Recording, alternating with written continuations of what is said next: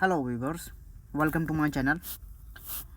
NCERT की series NCERT classics की books मैं कवर अप कर रहा हूँ और आज हम ज्योग्राफी का एक चैप्टर लेंगे, चैप्टर 3 मोशंस ऑफ द अर्थ। यानी कि जो अर्थ है उसके कौन कौन से मोशंस हैं, अर्थ किस तरह से रोटेट, किस तरह से अपना मोशन करती है, इसको हम समझेंगे। तो इंटरेस्टिंग चैप्टर होने वाला है बहुत ही। और चलिए स्टार्ट करते हैं। स्टार्ट हो रहा है चैप्टर हमारा कि as you know that the earth has two types of motion. हम जानते हैं कि अर्थ के दो तरह के मोशन होते हैं, एक होता है रोटेशन और एक होता है रिवोल्यूशन। रोटेशन क्या चीज़ है? Rotation is a movement of the earth on its axis. The movement of the earth around the sun in a fixed path और ऑर्बिट इज कॉल्ड रेवोल्यूशन। हमने अपने पीछे के एक चैप्टर में जब पढ़ा था तो हमने ये देखा था कि अर्थ जो हमारा जो ग्लोब था, हमने उस ग्लोब में देखा था, तो वो जो हमारे ग्लोब में जो लगा अर्थ लगी हुई थी उसको हमने स्ट्रिंग के थ्रू समझा था कि एक स्ट्रिंग पास आउट होता है उसके बीच में से, और वो उसका पॉइंट जो होता है वो होता है उसका एक्सिस का पॉइंट। ये इसका एक्सिस पॉइंट है और इस एक्सिस की तरफ से एक इमेजिनरी लाइन है और इस एक्सिस की तरफ से अर्थ जो होती है वो रोटेट करती है। मैंने आपको बताया था कि अर्थ जो है उसका एक डायरेक्शन है, वो किस डायरेक्शन से किस डायरेक्शन में मूव करती है। कमेंट में इसका आप आंसर दीजिए कि अर्थ जो है वो किस डायरेक्शन में मूव करती है। रेवोल्यूशन क्या चीज़ है? रेवोल्यूशन ये चीज़ है कि अर्थ जो है वो सन के अराउंड जो है वो मूव करती है, ये हमको पता है। और वो अर्थ जो है वो सन के किस तरह के पाथ को फॉलो करती है। ये है हमारा सन और ये सपोज अर्थ है, तो ये इसका जो पाथ होगा ये इसका पाथ इलिप्टिकल टाइप का होगा, ये इलिप्टिकल फॉर्मेट होगा। यानी यहाँ पे घूमते हुए अर्थ पूरा इस डायरेक्शन में घूमती हुई वापस इस पोजीशन पर अपने आ जाती है। तो ये पूरा का पूरा क्या कहलाता है? ये होता है रेवोल्यूशन। और यहाँ पर एक्सेस पर जो भी होता है, यानी एक्सेस के थ्रू अगर कोई मोशन हो रहा है तो वो कहलाया जाएगा रोटेशन। यानी अर्थ ऑन इस एक्सेस पर अगर अपने मूवमेंट कर रही है तो वो है उसका रोटेशन, और अगर अपने फिक्स्ड पाथ या ऑर्बिट में मूव कर रही है तो वो चीज़ है उसकी रिवोल्यूशन। ठीक है, आगे the axis of the earth which is an imaginary line makes an angle of 66.5 degree with its orbital plane. अब अर्थ अपने एक्सिस पर घूमती है, इसको हम इमेज में थोड़ा सा समझ लेते हैं। ये कह रहे हैं कि ये देखिए, ये है हमारा नॉर्थ पोल और ये है हमारा साउथ पोल, ये इसकी एक एक्सिस लाइन है। यानी यहाँ पर इसका ये एक्सिस है और इस एक्सिस पर ये अपना घूमती है। और नॉर्थ पोल जो है वो हल्का सा टिल्ट है, यानी ये नॉर्थ पोल है, ये हमारा टिल्ट है अपने इस ऑर्बिटल प्लेन की वजह से। इस बार इसका ये ऑर्बिटल प्लेन ऐसे जा रहा है और यहाँ से अर्थ जो है वो हल्का सा राइट साइड में टिल्ट है, जो कि 23.5 डिग्री पर है। और अपने इस ऑर्बिटल प्लेन से वो जो है टिल्ट है 66.5 डिग्री के एंगल पर। तो ये चीज़ यहाँ पर कही गई है, अर्थ जो है वो अपने एक्सिस पर, यानी कि अपने इस एक्सिस पर, यानी ये जो अपना एक्सिस है इसका, जो कि एक इमेजिनरी लाइन है, इस पर एक एंगल क्रिएट करती है 66.5 डिग्री का एक अपना एंगल क्रिएट करती है। ठीक है, the plane formed by the orbit is known as orbital plane. अब जो ये प्लेन बना है ना, ये कहलाता है ऑर्बिटल प्लेन, जो हमने जिसका अभी जिक्र किया। यानी ये ऑर्बिटल प्लेन से एंगल जो बनाती है वो 66.5 डिग्री का एंगल बनाती है। अर्थ रिसीव लाइट फ्रॉम द सन। अर्थ को जाहिर सी बात है सन से लाइट मिल रही है, जैसे कि हम इस इमेज में देख रहे हैं 3.2 में ये सन है और यहाँ से इसको ये लाइट यहाँ पर मिल रही है। 1/2 of its get light from the sun at a time. Earth का जो पूरा हिस्सा है, ये जो पूरा हिस्सा है, इसके एक हिस्से पे जो है वो लाइट पहुंच रही है, यानी इस तरफ लाइट पहुंच रही है, यानी जो भी हिस्सा सन की तरफ फेस कर रहा हुआ है वहां पर जो है वो लाइट पहुंच रही है उसको। While the other half away from the sun experience night. यानी कि जिस तरफ रोशनी है यहाँ पे आपका है डे, और इस तरफ जो है ये है आपका नाइट। यानी जिस तरफ आपके रोशनी पहुंच रही है वो है दिन और जिस तरफ अंधेरा है वो है आपका night. The circle that divides the day from night on a globe is called circle of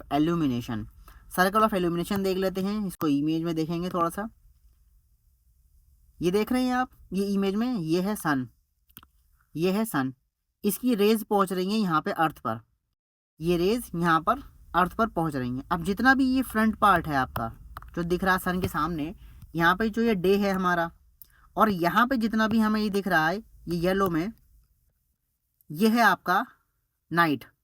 अब ये नाइट है।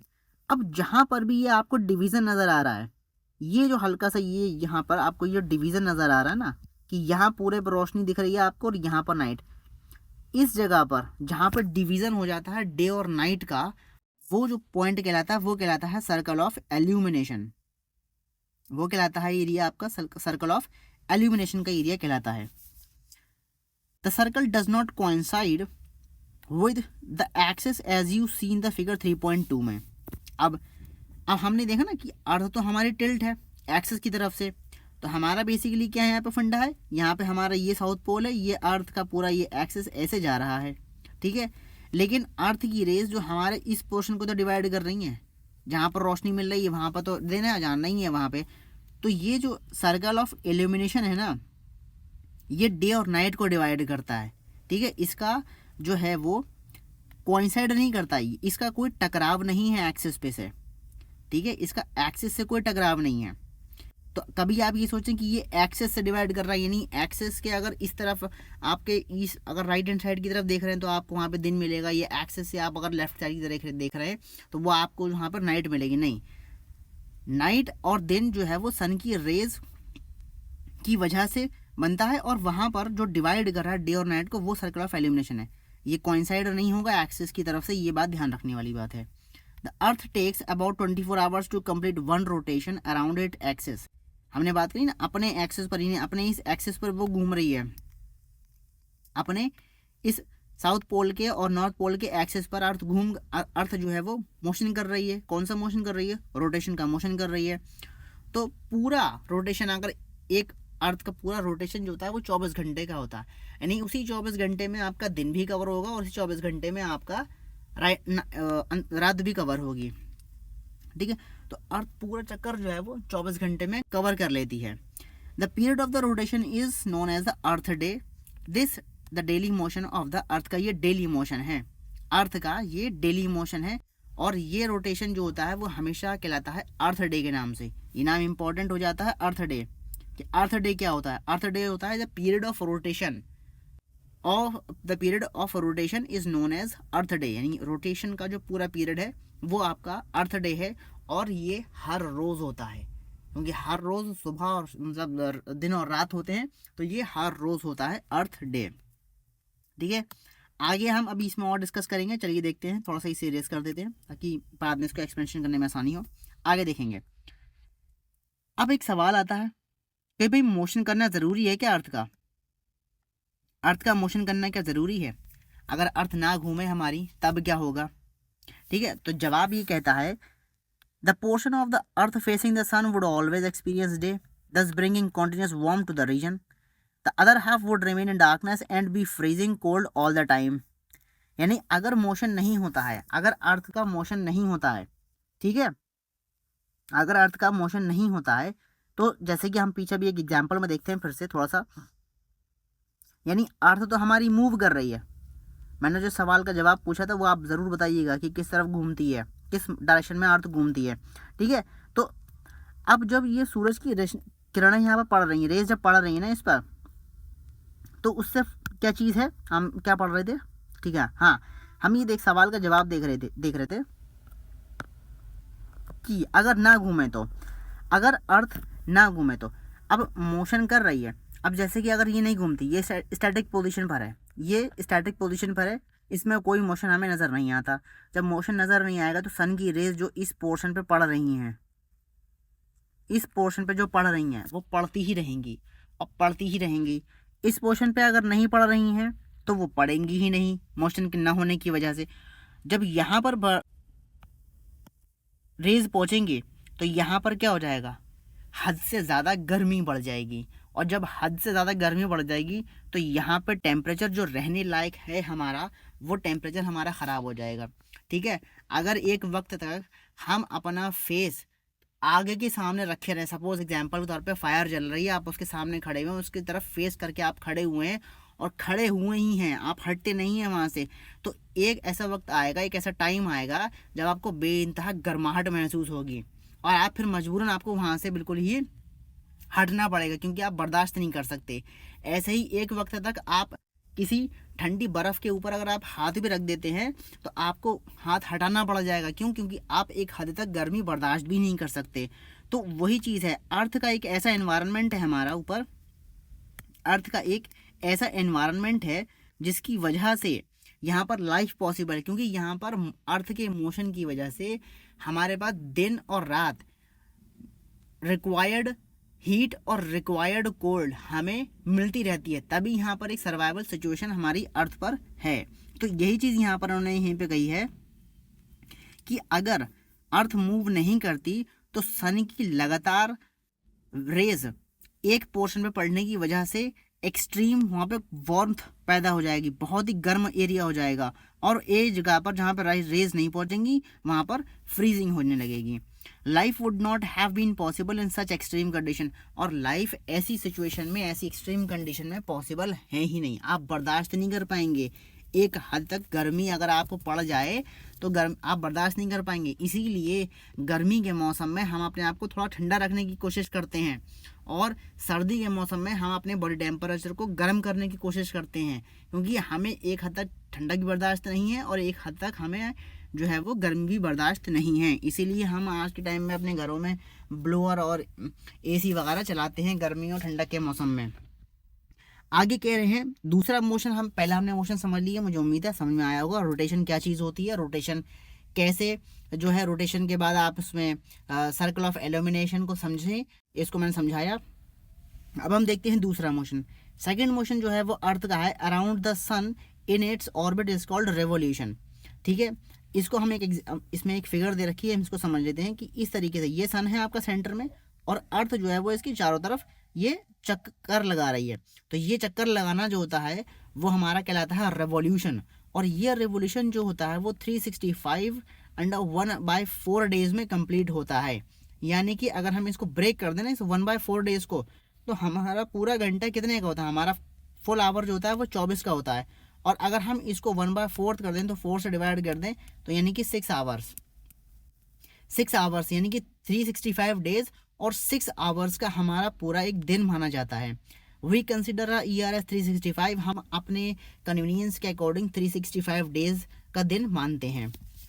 अब बाकी के 6 घंटे का क्या होता है, ये एक सवाल निकल कर आता है। अब सवाल का जवाब ये है कि 6 hours saved every year are added to 1 day 24 over a span of a 4 year. यानी कि जो वो 6 घंटे होते हैं ना, हम उस 6 घंटे को क्यूमुलेट करके जोड़ के, हम उस 6 घंटों को, हर साल के 6 घंटे को जोड़ के 6, 6, 12 और उसके बाद फिर 18 और उसके 24, यानी कि 4 साल में हम वो 6 घंटे को जो है वो, यानी 4 साल में हम 6 घंटे को मिला के 24 कर लेते हैं। यानी वो 24 घंटे का मतलब क्या हो गया, एक दिन। तो वो हर 4 साल के बाद जो हमारा जो 6 घंटे जोड़ के जो हमारे 24 घंटे बने वो पूरा एक दिन बन जाता है, और उस एक दिन को हम चौथे साल में जोड़ देते हैं। तो वो जब हमारे चौथे साल में जोड़ देते हैं तो उस एक दिन को जो है हम जोड़ते हैं फरवरी में, जो कि 29 दिन की बन जाती है, जो कि नॉर्मली फरवरी जो होती है वो 28 डेज़ की होती है। तो जब फरवरी 29 डेज़ की हो जाती है तो दिन हमारे हो जाते हैं 366, 366 डेज़, और उस ईयर को हम कहते हैं लीप ईयर। ठीक है, सवाल आया है आपको फाइंड आउट करना है कि नेक्स्ट लीप ईयर कौन सा है। तो अब हम जिस ईयर में है 2024 में, ये हमारा लीप ईयर है। ठीक है, और इसको कैलकुलेट करने का भी एक तरीका है कि आपका जो भी ईयर है ना, इस समय मौजूदा ये 2024 है, इसको आप 4 से डिवाइड कर दीजिए। अगर ये 4 से कम्प्लीटली डिवाइड हो जाता है तो वो आपका लीप ईयर है, और इसी के बेसिस पर आप आगे भी लगा सकते हैं कैलकुलेट करके कि 2024 के बाद 2028 आएगा, 2028 के बाद 2032 आएगा, फिर उसके बाद 2036 आएगा, फिर 2040 आएगा। तो हर 4 साल बाद जो है वो एक एक्स्ट्रा दिन हमारा जुड़ जाता है फरवरी में, जो कि साल को 366 दिन का बना देता है। ठीक है, अब हमारे पास जो है समझने की चीज़ है वो है इसके इलिप्टिकल ऑर्बिट के बारे में। एक लीप ईयर के बारे में हमने समझ लिया। अब हम देख लेते हैं, यहाँ पे कह रहे हैं कि फ्रॉम द फिगर 3.3 में it is clear that the earth is going around the sun in elliptical orbit. हमने बात देखा कि ये इलिप्टिकल ऑर्बिट में अर्थ जो है वो रिवॉल्व कर रही है सन के चारों तरफ। Notice through out this its orbit the earth is inclined in the same direction. अब ये नोटिस करने वाली बात है कि अर्थ आपका मोशन में है, रेवोल्यूशन कर रही है, लेकिन रेवोल्यूशन पे इसका जो इंक्लाइंड है अर्थ का वो एक ही डायरेक्शन में है, यानी ये इसी डायरेक्शन में है। इसका नॉर्थ पोल हल्का सा राइट साइड पे है अर्थ का, जैसे कि यहाँ पे आप देख रहे हैं ये राइट साइड में है, यहाँ पर भी राइट साइड में है, यहाँ पर भी राइट साइड में है, यहाँ पर भी राइट साइड में है। ऐसा नहीं है कि यहाँ पर जो है वो अर्थ मोशन करने के साथ साथ जो है वो अपना पाथ, अपना एक्सेस बदल देगी, ऐसा नहीं है। Year is usually divided into summer, winter, spring and autumn season. Season changes due to the change in the position of the earth around the sun. अब यहाँ पर क्या चीज़ कह रहे हैं कि ईयर जो है ना, हमारा साल जो है, हमारा साल जो है ना वो बेसिकली डिवाइड है गर्मी में और सर्दी में, स्प्रिंग के मौसम में और ऑटम के पतझड़ के मौसम में, स्प्रिंग के यानी कि बरसात के मौसम का ये बना हुआ है हमारा, यानी ये हम 4 मेनली सीजन हम देखते हैं। और सीजन जो होता है वो चेंज होता है due to the change in the position of the earth from the sun से। यानी अब हम जो फिगर को इस पढ़ेंगे ना, ये 3.3 की जो इमेज दे रखी है, इस 3.3 की इमेज को हम समझेंगे, लेकिन इस वीडियो में नहीं समझेंगे क्योंकि वीडियो ज़्यादा लेंदी हो जाएगा। इसीलिए ये इसका पार्ट 1 है। और मौसम क्यों चेंजेस होते हैं, उनमें कैसे चेंज आता है और किस तरीके से हमारे दिन छोटे और बड़े होते हैं, हम इसको समझेंगे अपने नेक्स्ट वीडियो में। इस वीडियो को मैं यहीं तक रोकता हूँ और जल्दी मिलता हूँ पार्ट 2।